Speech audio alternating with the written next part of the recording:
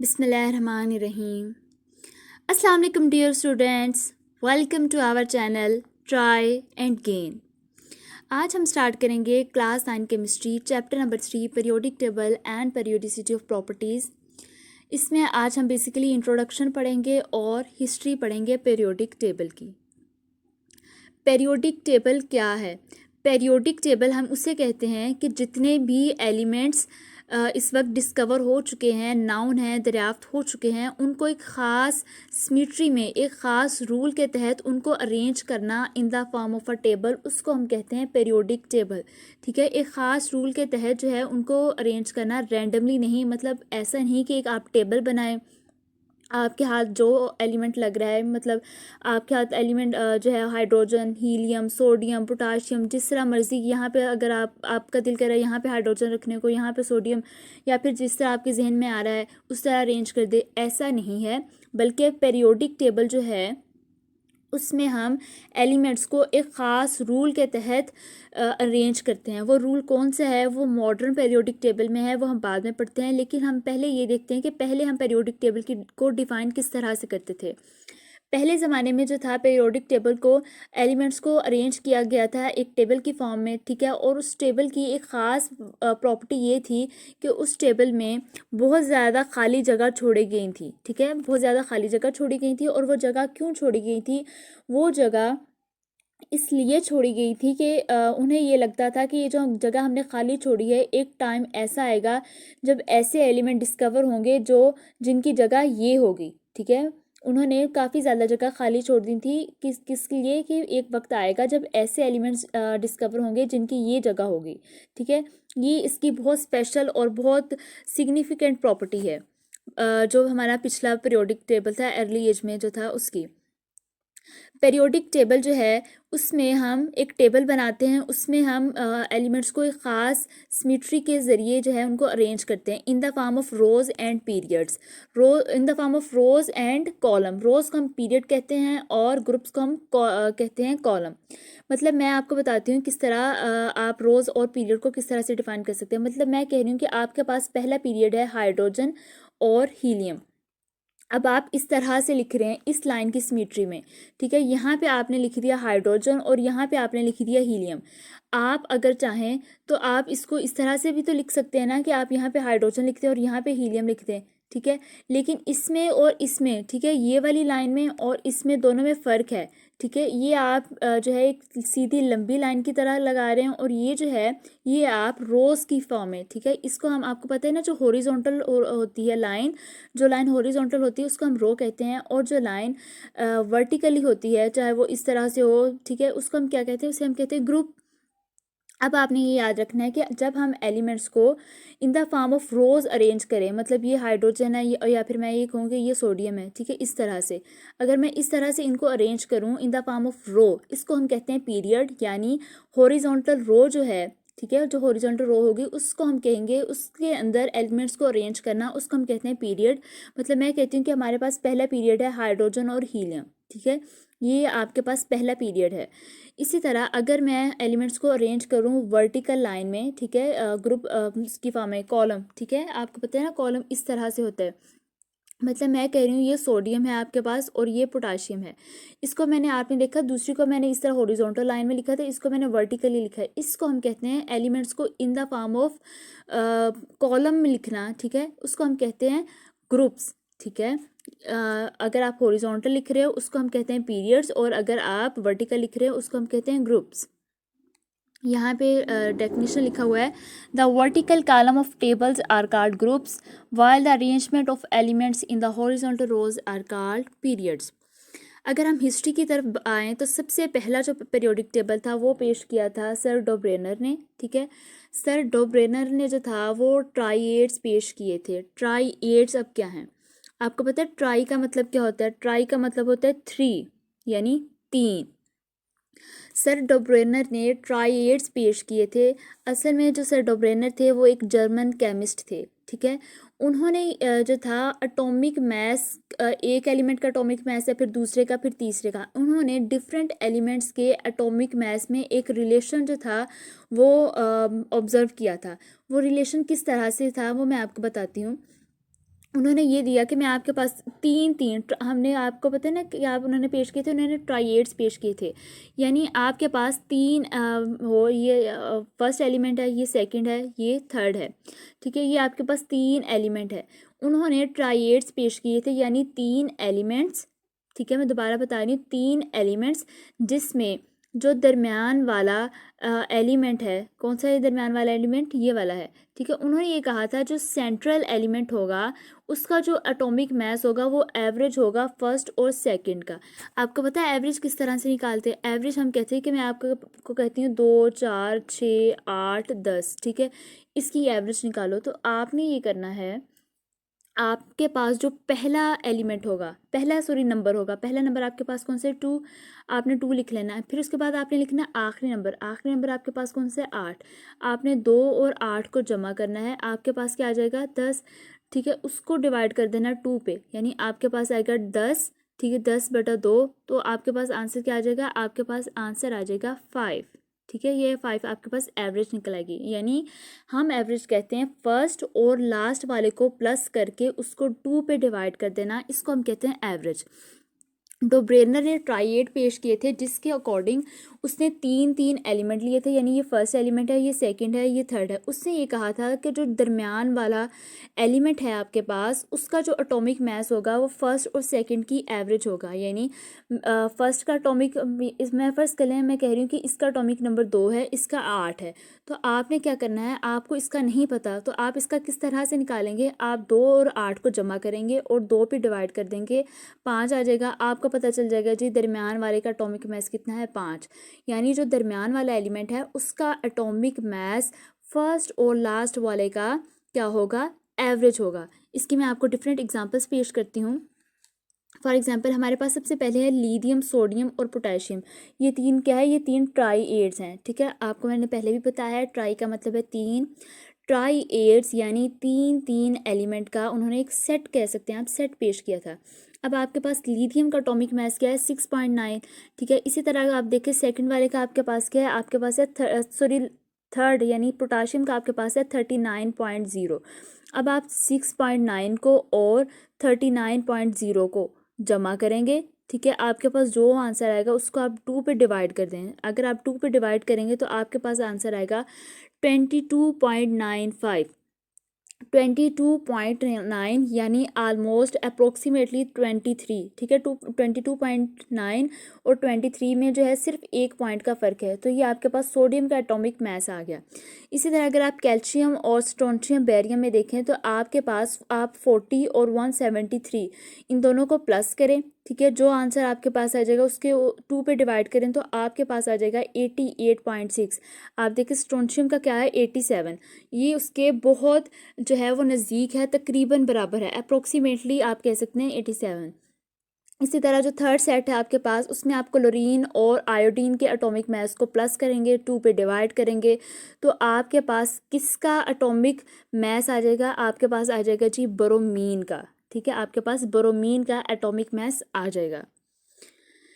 लेकिन इनमें जो था डोब्रेनर का जो था ट्राइएड्स उसमें एक गलती थी, वो गलती क्या थी, एक डिफेक्ट था, एक नुक्स था, वो ये था कि हर जो एलिमेंट है उनके इस तरह से ट्राइएड्स नहीं बन सकते थे, ठीक है, बहुत ज़्यादा एलिमेंट थे जो इसी तरह रह गए, ठीक है, उनके ट्राइएड किसी के साथ नहीं बन रहे थे, जिस तरह इनके तो बन के लेकिन कुछ रह गए जिनका ट्राइएड किसी के साथ भी नहीं बन रहा था, ठीक है, इसलिए जो डोब्रेनर ने पीरियोडिक टेबल पेश किया था वो रिजेक्ट हो गया। अब फिर काफ़ी अर्सा इसी तरह रहा, फिर आए सर न्यूलैंड ने जो था वो लॉ ऑफ ऑक्टेव्स पेश किया था। लॉ ऑफ ऑक्टेव क्या था, न्यूलैंड ने किस तरह से अरेंजमेंट की वो मैं आपको बताती हूँ। अब आपने याद रखना है ट्राई का मतलब होता है 3 और ओक्टा का मतलब होता है 8, ठीक है, क्या मतलब होता है, ओक्टा का मतलब होता है 8 यानी 8। न्यूलैंड एक ब्रिटिश केमिस्ट थे, यानी बरतानिया के एक केमिस्ट थे। उन्होंने 1864 में एक लॉ पेश किया था, उस लॉ को कहा जाता है लॉ ऑफ ऑक्टेव्स, ठीक है, यानी 8 चीज़ों का लॉ या फिर 8 का लॉ, ठीक है, ऑक्टेव्स का जो वर्ड है वो 8 से निकला है, ये मैं आपको समझाने के लिए ये लॉ का नाम दे रही हूँ, असल में ऐसा लॉ का नेम नहीं है, ओक्टा का मतलब होता है 8। उन्होंने ये कहा था कि जब 8 एलिमेंट्स गुजर जाएं, मतलब मैं यहाँ पे ड्रॉ कर रही हूँ 8 एलिमेंट्स, यहाँ पे मैं ड्रॉ कर रही हूँ। फर्स्ट करें, ये फर्स्ट एलिमेंट है, ये सेकंड है, और ये थर्ड है, ये फोर्थ है, ये 5 है, ये 6 है, ये 7 है, ये 8 है। ये 8 एलिमेंट्स गुजर गए, ठीक है। अब इन 8 एलिमेंट्स के बाद जो है वो अगला नोवा एलिमेंट्स यहाँ पे नहीं आएगा, बल्कि अगला नोवा एलिमेंट्स यहाँ पे आ रहा है, ठीक है। या फिर आप यहाँ पे भी ड्रॉ कर लें, जहाँ पे मर्जी कर लें, इसमें कोई मसला नहीं है। उन्होंने ये कहा था कि जब 8 एलिमेंट्स गुजर जाएं तो जो अगला एलिमेंट्स आएगा है ना, उसकी जो प्रॉपर्टीज़ होंगी वो बिल्कुल वही होंगी, सेम होंगी जो फर्स्ट वाले की थी, ठीक है। उन्होंने ये कहा था कि जब 8 एलिमेंट्स को अरेंज कर दूं तो जो नौवां एलिमेंट है उसकी प्रॉपर्टी वही होगी जो फर्स्ट वाले की थी, ठीक है। उन्होंने इसलिए उनको कहा जाता है कि लॉ ऑफ ऑक्टेव, यानी 8 एलिमेंट के गुजरने के बाद जब नौवां एलिमेंट आता है तो उसकी प्रॉपर्टी वही होती है जो पहले वाले की थी।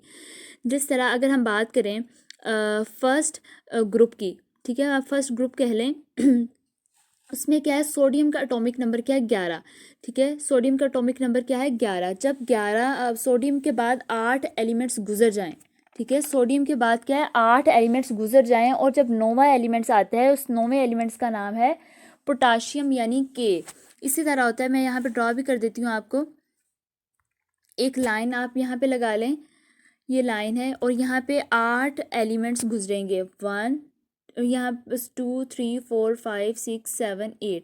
पहला जो एलिमेंट है उसका नाम है सोडियम, ठीक है। सेकंड जो है आपके पास वो कैल्शियम होगा। इसी तरह नेक्स्ट काफ़ी ज़्यादा गुजर के आई थिंक यहाँ पे गैलियम है, ये सेकंड जो है कैल्शियम है, ये फिर गैलियम है, फिर इसी तरह जर्मेनियम होगा, एस्टाडीन गुजर जाएगा, ब्रोमीन, और इसी तरह लास्ट वाला जो है वो नोबल गैस। इस तरह के 8 जब गुजर जाएंगे उसके बाद नेक्स्ट जो है वो आएगा पोटाशियम, ठीक है। क्या आएगा, पोटाशियम आएगा, यहाँ पे के।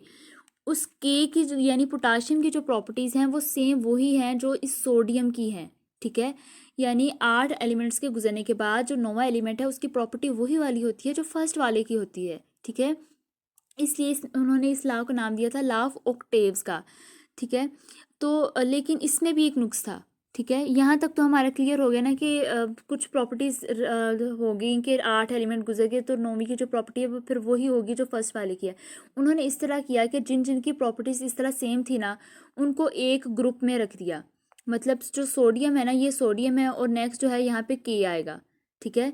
उन्होंने ये देखा कि इसकी प्रॉपर्टी जो इसकी केमिकल प्रॉपर्टी है और ये जो पोटाशियम है इनकी chemical property, there is no difference in the chemical property of sodium and potassium, that's why they arrange sodium and potassium in one group, okay.